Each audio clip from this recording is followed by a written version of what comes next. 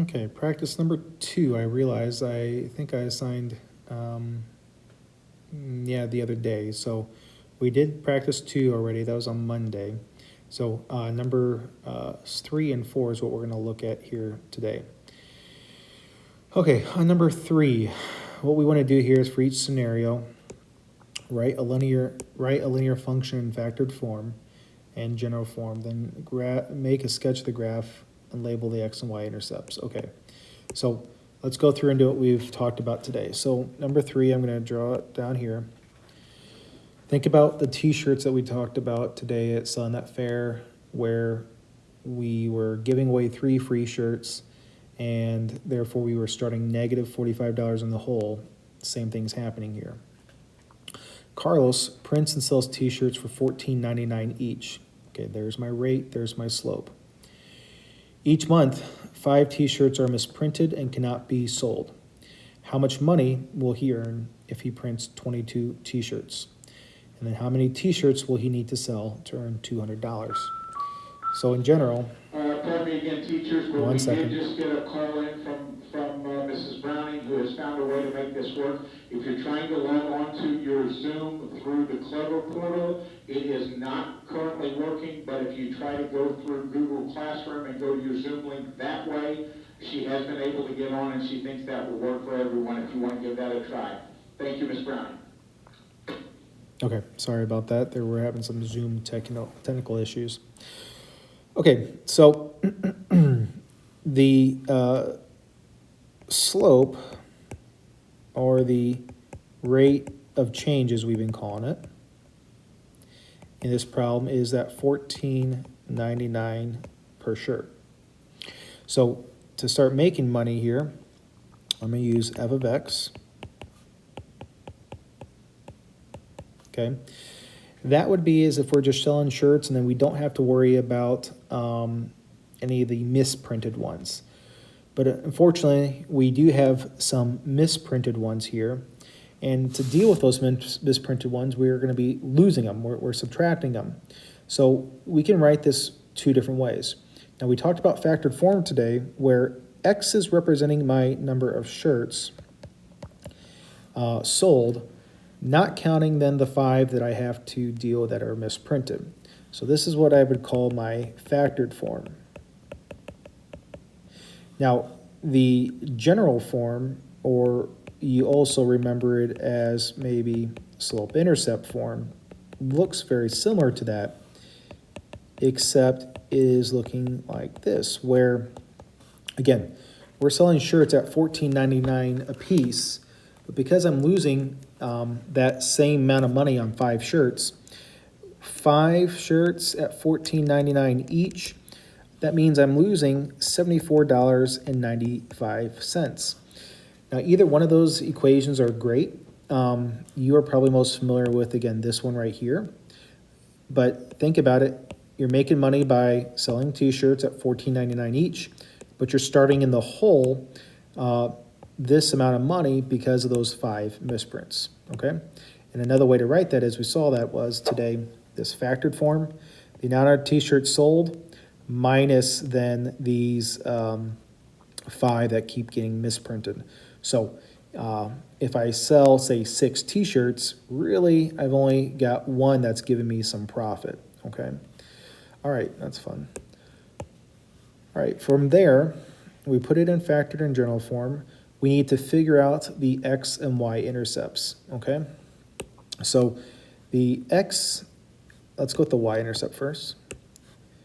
The y-intercept is calculated by setting x to 0. Now, the nice thing about slope form or general form is you have the y-intercept right in front of you. That y equals mx plus b. Again, the b is the y-intercept. So if I set x to 0 there and solve now, okay? Well, 0 times $14.99 is, say, 0. And that's why I said that b is always given to you in slope-intercept form or general form. That's why I like that one a lot. So in this case, negative 74.95 is your y-intercept. Now, to find the x-intercept is calculated by setting y to 0. So you set the other variable to 0. Now that one is not as quick and easy to say C, because you do have to do a little bit of solving on that one. So as we did in our notes today to wrap up, to find the x-intercept, or another way we call the x-intercept is to find the 0 of the function.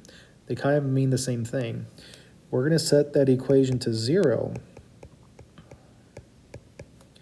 and then go about solving this. And this is going to tell me is how many shirts I need to sell in order to say break even, where I dig myself out of a hole because of those 5 shirts I've lost. So I'm going to add 74.95 to both sides. This is solving an equation going back to 6th, 7th, 8th grade.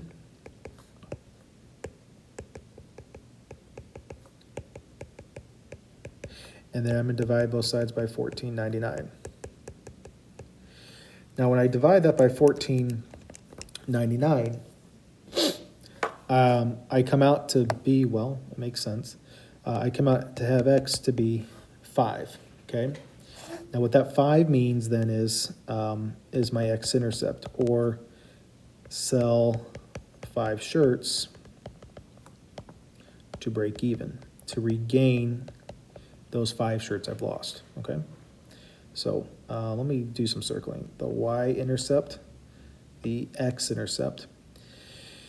And then the last part says how many shirts would we need to sell to earn 200 bucks. So I'm going to use my form again. And in order to get the money, or figure out how many shirts I need to get for $200, I'm going to say this right here. Very similar to what I did in the x-intercept, except now I don't want to just say break even. I want to make money here. So I'm going to say 200 instead of $0. And I do the same thing. I'm going to add over 74.95. And then I'm going to divide by 14.99. Now, I'm probably not going to get a nice number like we've encountered. Yeah, I get 18.3. Now that doesn't make sense in terms of t-shirts, so what I want to do is round this up and say 19 shirts to earn at least $200. It's going to be a little bit over that, all right? Okay, now from here, it does ask us to make a graph, and trying to make a graph on here is not going to be stellar. So this is where I would go and have you guys say punch into your calculator this form, this slope-intercept form into your calculator, and there you go. So what the form looks like, the graph I should say looks like, it's not pretty to say freehand this, so I will be pretty lenient on this, and plus I have no frickin' room on this as well. Try to figure out where I can put this for you guys. All right, I'm gonna make just a quick sketch of it, and if you went to your calculator, we've all been doing that, it's gonna look something very, very rough. This is a rough graph of it, okay? Where the y-intercept is way down here at negative 74.95. That starts off things. That's my y-intercept. And the x-intercept is where it crosses the x-axis at, which we found to be at, say, 5, 0. So this is my x-intercept. This is what my graph would look like, okay? Something rough to that. It'd be going through the 5, it'd be going through that negative 74. Just trying to get that to go through there, great. If you graphed in your calculator, this is what the line would roughly look like, okay? Because we don't have any graph paper and those are not pretty numbers, let's use our calculator, all right? I'm gonna pause there and then I will do number